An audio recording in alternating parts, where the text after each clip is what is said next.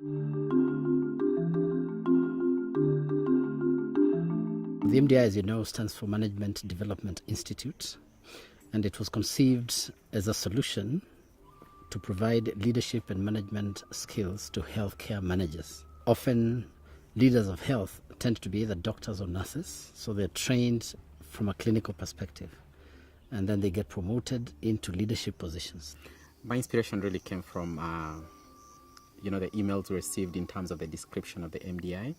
We as a group came together and really thought that attending this MDI will help us to transition our health program to greater heights. Adding the core competencies of management will really give us an edge in kind of doing a better job in facilitating our community health workers and realizing impact of our health programs. It has changed my perspective in terms of putting structure to what we do to maximize on the impact that we are able to achieve. I've got a lot of experiences on the different areas about the governance, the ethics, leadership and management skills, and how to utilize the minimum resources that we have to produce or to give a large impact to the community in the health sector.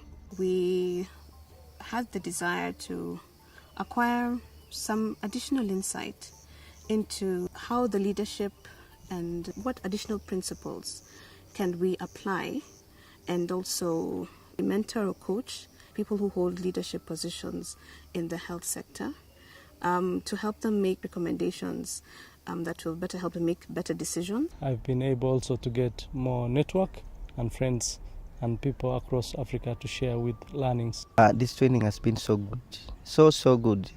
And I don't know, God gives people different talents. The talent I saw here needs to be replicated elsewhere. This is a very good type of training. I wish it could be happening in every country in Africa. The challenge has been selecting quality candidates from a pool of well-qualified candidates. The other thing that is really interesting as a challenge, it's almost like we're being victims of our own success. As these managers from health institutions come, they get sensitized to the need and the opportunity around leadership and management. We find that they either get promoted when they go back to the institution, or others want to go back to school. Although they were part of a team implementing a project, because we only take them in teams for that reason, so that if 2 people come to the program, 1 goes, 2 others remain to continue the project. So we've witnessed a lot of people going back to school to do advanced education. These are doctors who now want to bring leadership and management skills, go and do MBS or pursue other activities in schools, or getting promoted. So many of them come here, they go through the training, they go back to the institution, and the institution sees their value. So they get promoted. And sometimes that may even hurt the project. And the project for us is very important because it is the evidence that we can take back to Johnson & Johnson and other stakeholders to say, look, this is what was produced by this program, therefore the program works. So we have to manage that as well. And while we may complain when they get promoted, we must also rejoice because they get promoted into the same healthcare system. Because the overall objective is really to strengthen the health system within the different countries. The experience with the MDI so far so good. It's very great actually. Very intensive and full program. But it was really very interesting and very useful. And also I would like to commend all the instructors, the tutors and the faculty members here, the facilitators. They were